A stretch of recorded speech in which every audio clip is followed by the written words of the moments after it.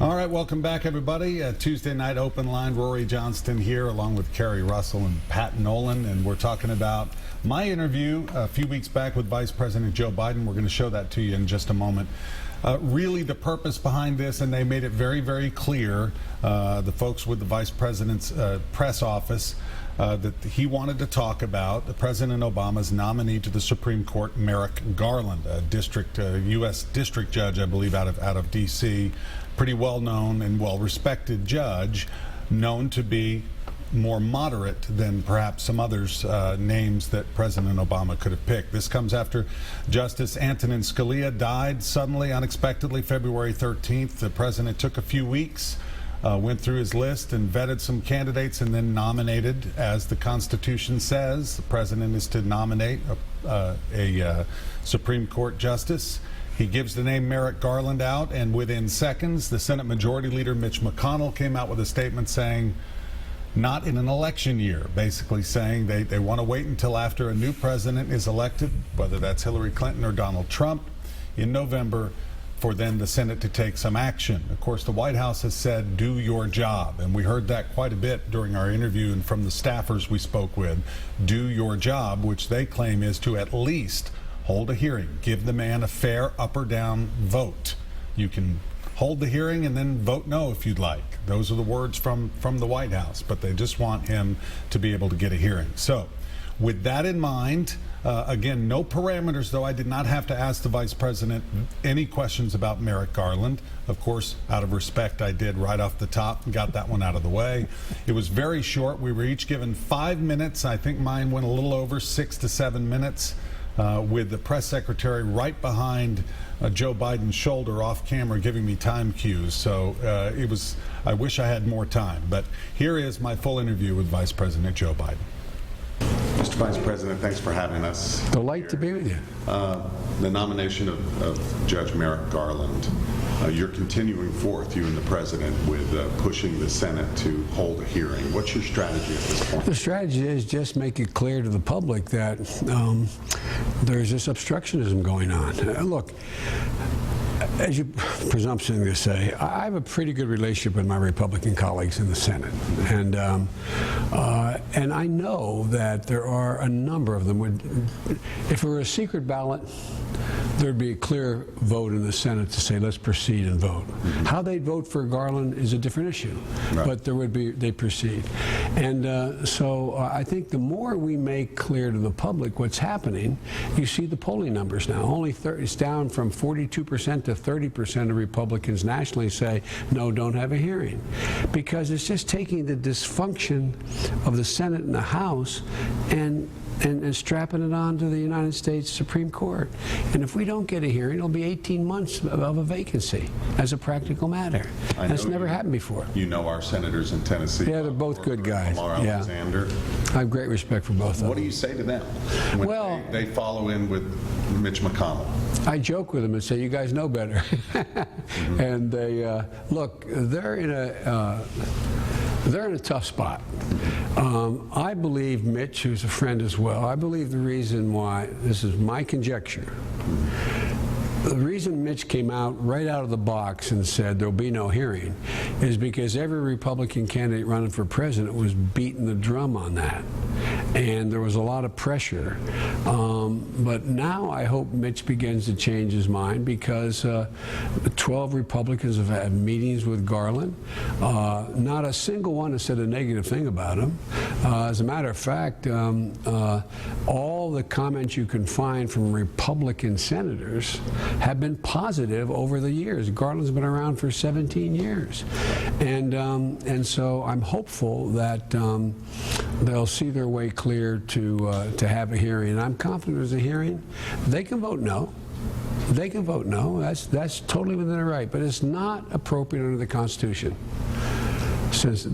Look, the Constitution says, Mr. President, you shall appoint. Not you may, hope you will, you shall appoint someone, and the Senate must advise and consent. So do your job. Just do your job. I wanted to ask you, In Tennessee, our governor, Bill Haslam, Republican governor, Good guy. has tried to put forth his plan to expand Medicaid. We've got about 300,000 uninsured. Yeah, I thought it was as much as 500,000. Insured Tennessee. Yeah, good plan. But the state legislature has rejected it. What is the future of the Affordable Care Act in states like this where these governors can't seem to get something done? Well, first of all, the governor, did the right thing, and he consulted with HHS to get an exception, so you do it the Tennessee way of expanding it. The majority of the people in the state said, yeah, that's a good idea, as I read the polls, Republicans and Democrats. But your legislature said no. Now I understand your legislature's coming back. They formed a committee to see if there's another way. I hope that means they heard the public. But around the country, Republican governors have been stepping up and saying, look, we can't, it makes no sense to leave billions of dollars on the table. In your case, I thought it was 500, but 300 plus not covered because the cost is as high. They still show up in the emergency room. Who pays for that? The insurers and the folks, the people who have insurance in Kentucky. They pay for that. And so I hope that the governor made the right move, and I hope this means that the legislature has rethought the mistake of voting against his plan. Just a few months left in office. Yep. What are you going to focus on other than pushing for the Garland hearings? Well, I've been focusing a lot, as you know, on the cancer moonshot, but I also have a fairly healthy portfolio the president's given me on foreign policy, so I'll continue to work on Iraq and Ukraine, which are very tough nuts to crack right now, as well as what's going on. I just held meetings over there for all the Caribbean countries as well as the Central American countries relative to energy and economic growth, because the last thing we need is another incredible migration of unaccompanied children to the border. And so I've been spending an awful lot of my time dealing with foreign policies as well. Come to Nashville and visit. By the way, I love Tennessee. I really do. It's a magnificent state. What's it, 500 and some miles tip to tip, and it's two different states. It reminds me of a big version of Little Delaware. Yeah. Upstate, downstate, there's a dividing line, the Chesapeake and Delaware Canal. The southern part is southern. It might as well be part of the South, and the northern part is northeastern. And I watch it in Tennessee. It's fascinating. I just think it's a great state and great friends. Howard Baker was one of my closest friends, and Alexander is first rate. We just have some good people. Well, thanks again for your time. Thank you. Appreciate it, sir. Thanks. So there it is, pretty fast. I told you my interview with Vice President Joe Biden, but certainly an honor for me to be able to sit down with him. And I will tell you my impressions of him when I first walked into the room, guys. He was well prepared, obviously, for my interview and the other anchors who were there. Right when I walked in to break the ice, he said, hey, a Syracuse guy. And we talked about, he went to law school at Syracuse, and I did my undergrad there. Wow. And immediately it just broke the ice. We talked basketball for a second while they mic'd me up. And he's a very, very smooth guy. Obviously, he's polished, and you don't get to this level. Yeah, he's been doing it for a long. But he is the kind of guy you want to maybe sit down and have a beer with, Yeah. And I didn't get to ask him the question that, of course, was on a lot of people's minds: is, do you have any regrets not getting into this election? Seeing what's happening to Hillary Clinton and the challenge that Bernie Sanders, even though Hillary will get the nomination, but didn't have a chance to ask him that. Wish I could have. But your impressions after watching the interview? I think pretty clearly they were trying to at least build up some feeling among Senator Alexander and Senator Corker that they ought to take a look at least having the hearing and get that far down the road and then see what happens.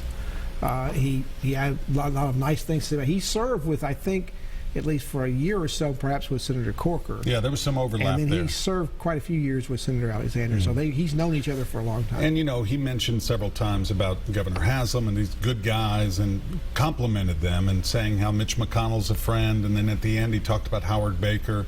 He is known for his relationships in the Senate and in the Congress over the years, for building those relationships with those across the aisle. I think it's Lindsey Graham's the one who talks about Joe Biden being such a good friend, a close friend, and so he's known for that, right? He has been, and he of course, he's the presiding officer in the Senate. That doesn't mean he's always there. Somebody else who's a pro tem is probably running it most of the time, but he's there for the critical votes, particularly if they need his vote for something. And he's got a long-term relationship. I mean, he'd still be senator from Delaware today if he was not vice president. I mean, he's very well liked in his state, and I think he would stay there. And if he could run again, he'd probably get reelected there again. Kerry, one of the reasons then Senator Obama picked Joe Biden as his vice presidential candidate, or partner, running mate, I should say, is because of that experience he had, and he knew he was going to need someone with that legislative gravitas on Capitol Hill helping him. Do you think it's panned out over the 8 years, though? I mean, we hear a lot about gridlock, but maybe behind the scenes, Joe Biden has been able to help.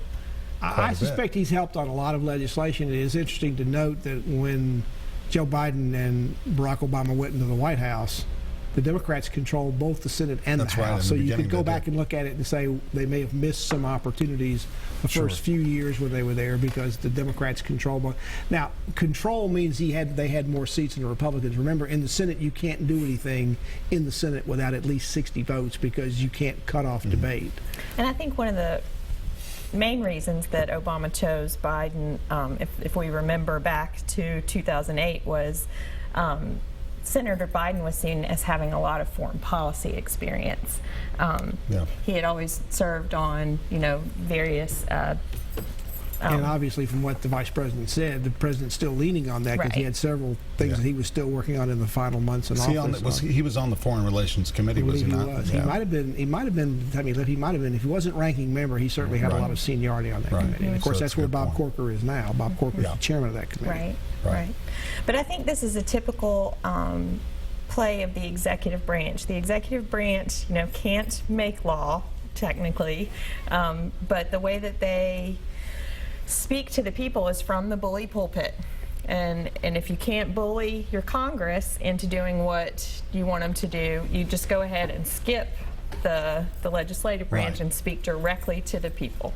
And that's what he was trying to do. And, we're fortunate. Look, when they're looking at who they're going to invite, they're very strategic, obviously. And for whatever reason, like you said, they saw maybe an opportunity somewhere with Senators Alexander and Corker here in Tennessee, not necessarily to be completely flippable on this issue, but maybe pushed a little bit into maybe holding a hearing or a meeting.